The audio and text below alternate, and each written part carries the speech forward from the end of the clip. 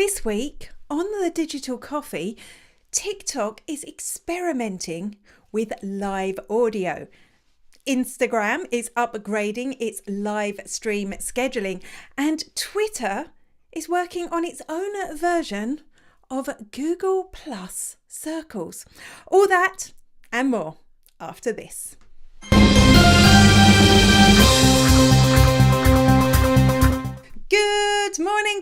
Good morning, and welcome to the Digital Coffee. This is your weekly dose of digital marketing and social media news for small business. And I'd like to give an extra special shout out to anyone that is watching on LinkedIn, because this is the first time the show has been broadcast live on LinkedIn.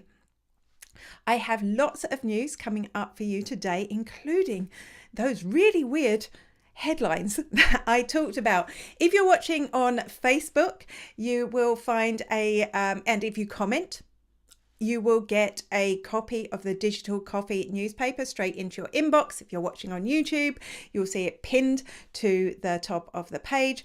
And if you're watching on LinkedIn, I still need to work that bit out. I'll still need to work it out, but I will work it out. So let's get on with the news without further ado. Hey, I'm Christine Gritman, and you are watching The Digital Coffee with social media superstar Amanda Webb. Websites can be slow, like a very, very slow. And particularly when people are accessing your website from social media, it can be painfully slow. In fact, you could be ruining your conversion rates. People are leaving before your website even loads. And TikTok are very aware of this problem. So they're introducing something that is pretty much exactly the same as Facebook instant experiences. They're called instant pages. And basically they are pages that you can design, you can put on TikTok for your ads, and when people click, it will be a very seamless and fast experience for them to click through to this page and see what it is that you're selling, or see what it is that you want to send people to. According to TikTok, as you can see in the, I never know which way to point.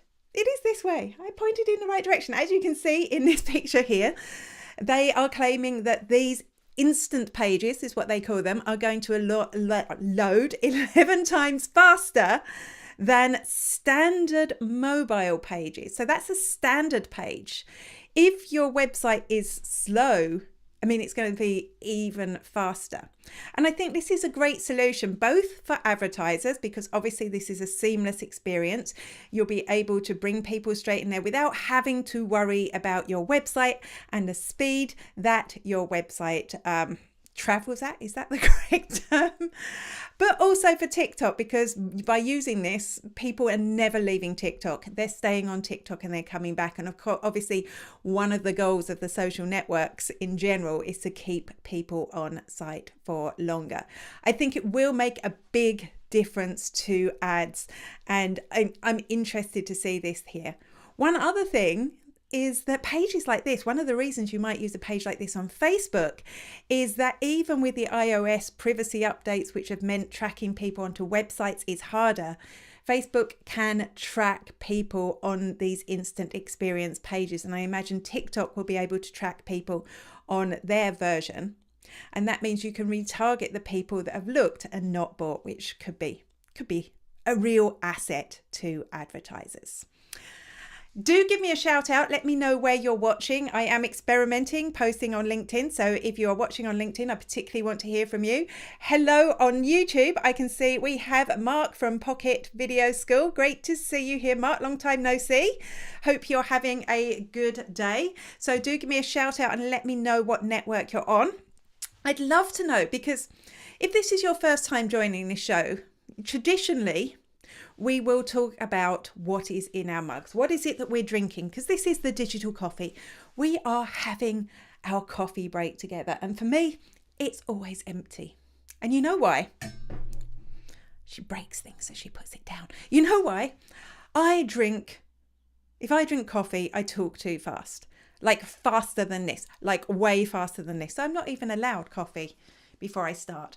Good morning to Catherine, who is watching on Facebook. Great to see you here, Catherine. Let's look. I do have a question of the week, actually, which I didn't, because I cut my countdown time down. I didn't have time to put in. And the question of the week is, should we have dislike buttons on social media? Should we have them? Do you think dislike buttons are a good idea? Do let me know your opinions on that, and I will read them out after the next story. Hi, I'm Lee from Wellshot, and you're watching The Digital Coffee with Amanda Webb. Cheers. Live audio, audio chats. They are everywhere at the moment, aren't they? We can see them on all the social networks, like everywhere, except for TikTok. But that may not be for very much longer. TikTok are working on their own live audio product. It's been discovered on the back end of the code on TikTok that they are considering live audio, which is interesting, isn't it? Because this could keep them in their spot as king or queen of the social networks, the place where everyone are going and everyone is using it. Maybe if they just stuck to doing what they've always been doing, which is this short form vertical video, soon people would get bored and they go to one of the other networks that uses short form video.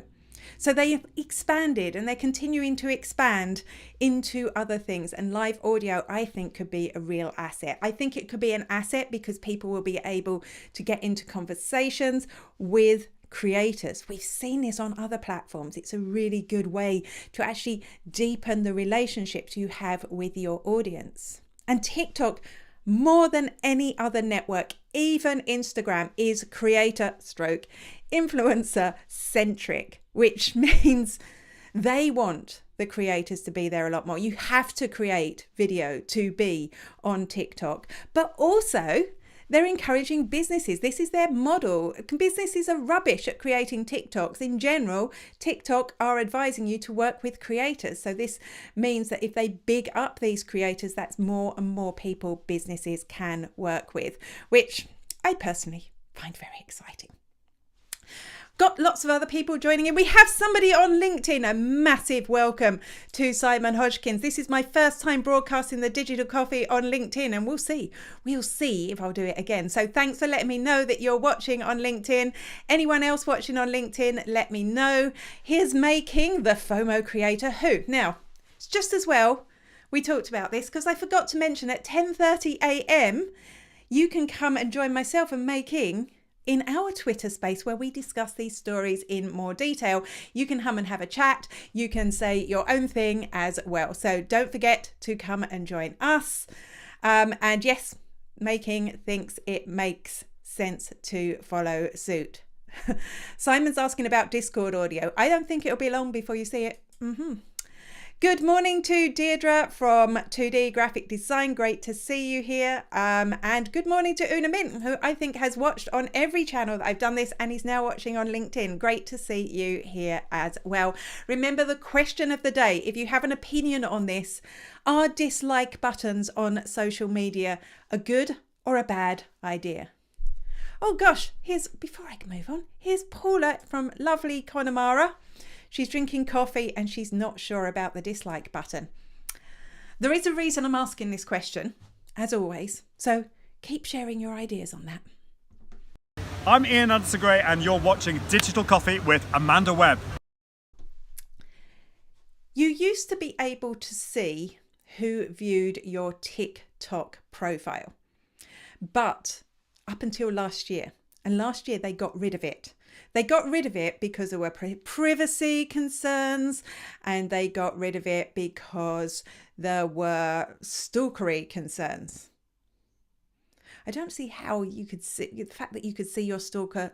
Taking that away doesn't stop people stalking you. But anyway, they got rid of it. But it is coming back in a new and improved format. Now you will be able to choose, just like on LinkedIn, you'll be able to choose if you want to see profile visits or not, or actually if you want other people to see you have visited their profile or not. And whichever one you choose, it will be reciprocal. So if I choose that I don't want anyone to see that I visited their TikTok profile, I also won't be able to see if people have visited my TikTok profile. Like I said, exactly the same as LinkedIn. Why should we see who has visited our TikTok profile? Well, I think it could be really useful, just like it is on LinkedIn. It's a really good way to connect with people that you don't know. You can scout out who's been looking at your profile.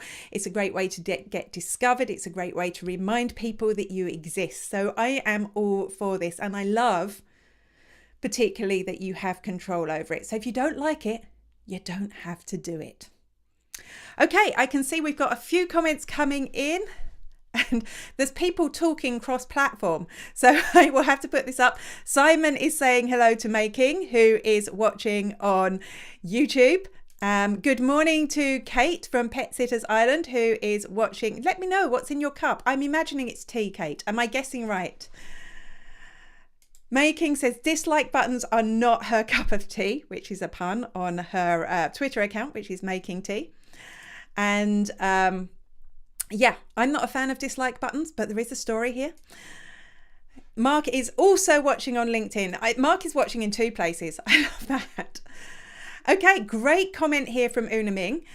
I think we should have the option to some extent. This is for a dislike button on YouTube when they you see, I'm going to stop now, because this is the story we will cover later on, but we will be talking about YouTube removing the dislike button. And you have to guess now. Well, we will talk about that. Kate is saying, yes, it's tea, and Making is now on LinkedIn. You're all network hopping on me today to say hello to Simon. There is more news. I should move on to the news, shouldn't I? Right? You're watching The Digital Coffee with Amanda Webb. One way that you can get more viewers on your live show, as well as streaming to multiple social networks, is to schedule your broadcast in advance. And that's something we have been able to do for a while on Instagram. But this week, Adam Mosseri, I never really know how to say his name properly, Adam Mosseri announced some updates to scheduling your live streams on Instagram. And I had a look and I seem to have most of it. The first thing is, now when you schedule a live stream on Instagram, it will appear on your profile that you're planning a live stream. So they won't have to go looking. It's like if you want to join my Twitter space, I always pin it to the top of my Twitter profile so that you can come and join us at 10:30 a.m. every Friday. That's an ad. It'll be there. So it's a very easy way for people to click through. The second thing is, in the past, if you wanted to post about your live stream, which is kind of handy, you could post the feed with a little calendar icon so people could get a reminder. You actually had to do that when you set up the live, but now you can actually do that later on. You can set up the live, you can go back in and you can share that you're going live in your story or in a post directly from that live stream. I don't do Instagram Live very often, and usually when I'm just testing something, because I can't multi-stream like I am now, but I have an interest in playing with it. So I'm going to be interested to see if these features do bring more people in, because usually I just go live in the moment when I see there's a lot of people online. I'd love to know what your experiences are of going live, so let me know. Ooh, I keep banging this. Ooh. Yes, Una Ming was saying it's definitely a topic she's passionate about, and I'd love to read out your comments actually later on when we do talk about that YouTube update, which is, spoiler alert, why we are asking, should you have dislike buttons on social media? Hey, it's Andy at Content Cal here, and you're watching The Digital Coffee with Amanda Webb. Who remembers, it seems like a long time ago, but who remembers Google Plus? Do you remember the big thing about Google Plus was that you had circles so that you could share your content either with a group of people based on their interests or a group of people based on their relationship with you. So you didn't have to have different accounts for business and personal. You could just share one post with your business connections and one with your personal connections. And I remember at the time, there were ways you could do this on Facebook, and it made me more aware of what I was sharing on Facebook. But maybe this was ahead of its time, because Twitter is now working on something similar. Twitter flocks. And what Twitter flocks, they look like at the moment, it's just one list of people that you will be able to share privately specific tweets with. So for example, they're wrong. Don't get me wrong, but they are wrong. The people on Twitter who don't like cats, they would prefer I just stuck to the business stuff. I could have a flock for cats and just make sure whenever I share a cat picture, it goes to that flock. It doesn't go to all the other people. Or maybe I've got some friends on Twitter who are not interested in marketing. And sometimes, very occasionally, somebody who's famous to me, maybe not to you. So there'd be like the DJ Paul McClune, who only people in Ireland will know who I'm talking about, followed me on Twitter. And I was so excited. And I was like, oh no, he's going to see all my marketing stuff and he's going to go right off that idea. So I could make sure to Paul McClune, I only share the interesting stuff. I'm talking about music. I absolutely love this idea. I cannot wait to see it on Twitter. I think it will make it such a usable space. It surprises me that communities doesn't do this, because I'm a member of a couple of communities on Twitter, and all community posts are actually public too. So there is no little siloed off space where you can go and talk about your interests privately. So love this whole idea. I'm very excited to see Margaret here. Margaret Kerwin, great to see you here, Margaret. I'm a mine of information. Thank you. And you're watching from LinkedIn. And yes, from my favourite fish farmer. That's Meg, who is based in Kilkenny, and she has a trout farm and produces amazing trout products. Not just that, I think there's trout roe, which is like trout caviar. So just giving a shout out there. So when you are in Ireland, the rest of you can come and you can sample the best trout that you're ever going to get. Love the idea of Twitter flocks. Absolutely. It will help the curation of your content and enhance your audience. For example, for influencers to be part of one's flock could be quite an exclusive thing. Una Ming, you are just way ahead of me. You're way ahead of me. Stay there and you'll find out why. Hi, I'm Kyra Fingleton from Glamping Under the Stars, and you're watching The Digital Coffee with Amanda Webb. Creator subscriptions are huge right now. We know that last week Instagram announced that it was launching its creator subscription program, where people would be able to share exclusive content with people who paid. And we know that Twitter SuperFollow has been around for a while now in some regions, where people can pay to see exclusive content from people on Twitter, which has been including newsletters and I think specific tweets. But they're adding to that right now with exclusive spaces for your subscribers, which I think is fantastic. I think it's a game changer, because the wonderful thing about spaces, and actually all live audio, and I've already mentioned this, is that deeper connection that you get when you actually speak to someone. It's like people that I have been following for years on Twitter, I feel like I'm really getting to know now, because I hear their voices and we can have a conversation. As much as this is lovely chatting to you all here on a live show and seeing all your comments coming in, it is a real conversation.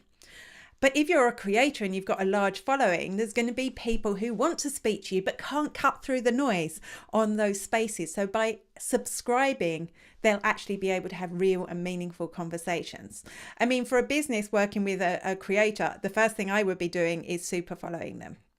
There is a lot of choice out there now for creators, and I think creators are going to have to pick their platform. They're obviously not going to want to get subscriptions everywhere, but this really, to me, makes Twitter look like a great solution. Don't be sorry, Una Ming. It's great that you're on top of the news. I'm like, wow, she's really ahead of what I'm talking about today.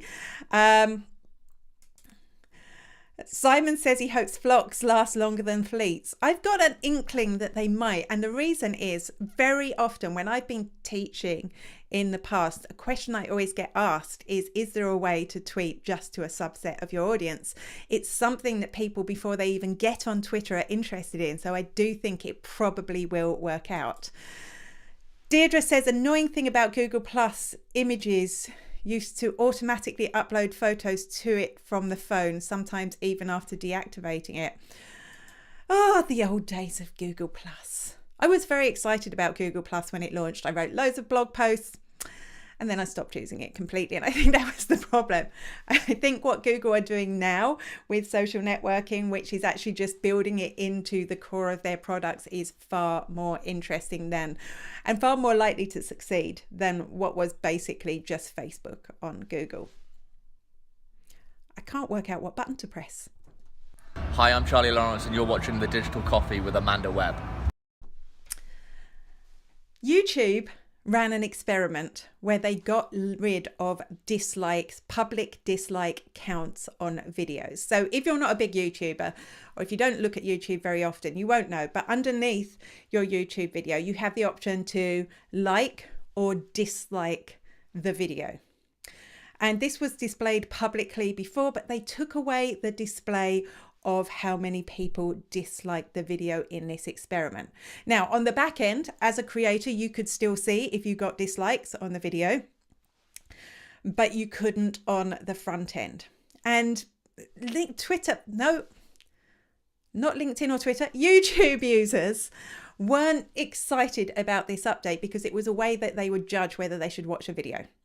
Whether it should be, you know, if it had lots of thumbs up or if it had disproportionate number of thumbs down, you know, maybe they wouldn't watch it. They'd move on to the next one, which, I mean, I can see why, but it could mean that they were not watching videos that were actually good, that just had a few idiots. She scratches her head thinking of an idiot comment she got on a YouTube video this week that a few idiots had watched and clicked the downvote button.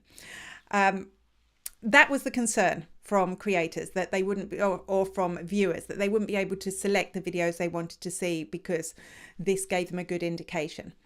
For creators, they were happier because you can get what they call a dislike attack, where a bundle of people come and dislike your video so that it doesn't appear in, or it puts people off watching it. So for creators, they were kind of like, well, that will stop this happening. If it's not public, it won't happen. So what has happened? The CEO of YouTube announced this week that actually removing dislike public counts has not changed viewing figures significantly in any way. You're not getting more, you're not getting less. So that looks like it was a success. I know you may have to work a little bit harder to see whether you want to watch a video or not now, but it does seem that it's not making an impact. And I think that's a good thing, because at the beginning of the pandemic, everyone was being really nice to each other, weren't they? They were being extra super nice. But over time, we started seeing division and polarization again, and people seem to be, even more than before, ready to attack anyone over anything. And I think the fewer ways that we can let that happen, the better. So yeah, it's good as an algorithmic signal if something is disliked, but we don't necessarily need to see that publicly. We want to see less of people piling on other people in the future. Maybe I'm just thinking of a misty social network internet experience that may never happen, but that's my thoughts. I'd love to hear yours. Here's Melanie. My insights have revealed I'm being found with much more regularly in Google business profiles, I'm guessing that means, and it's only improved over the last year. You know what? I need to work on mine. I need to work on my Google profile. Dislike attacks were a real problem for brands. Yeah, and you know, even it's, you know, for a brand, you feel a little bit sorry for them, but they're a brand. For a small creator, you know, people underestimate how much this distresses and hurts people. You know, getting a stupid comment like I did on YouTube this week, I can brush that off now. But I think, you know, an attack, you want to brush it off, but it can really damage people's ability to create. And a lot of the time they actually will be creating good content. So I just, Una Ming says, in reply to Simon saying that many brands turn off comments completely, even though it damages their reach. I wonder about this. I know some brands said this, but I'm a bit cynical in terms of the quality of the actual content. I think that's always going to be the way, isn't it? I would much rather get a dislike than a nasty comment, have to say. So if having no option to be nasty with a downvote means that they're going to leave a nasty comment, it's a really interesting discussion to have, isn't it? And maybe we will continue this on my Twitter space at 10:30 a.m. where I'll be joined by Mei King Sang, and we will discuss with a bit of crack these stories in further detail. Please come and join us. You will see, Siri thinks I'm talking to her. I am not talking to you, Siri. You will see the link on my Twitter profile. If you go to @spiderworking, the link to that Twitter space and how you join it, you just click in there at 10:30 a.m. If you want to join in, so if you want to speak, you do need to be on mobile, but we would love to see you either way. So that is, I am loving seeing not only are loads of you watching on LinkedIn, but you're all having conversations between each other. I love you. I love you, LinkedIn. I will be back, same bat time, same bat place next week. Until then, bye-bye.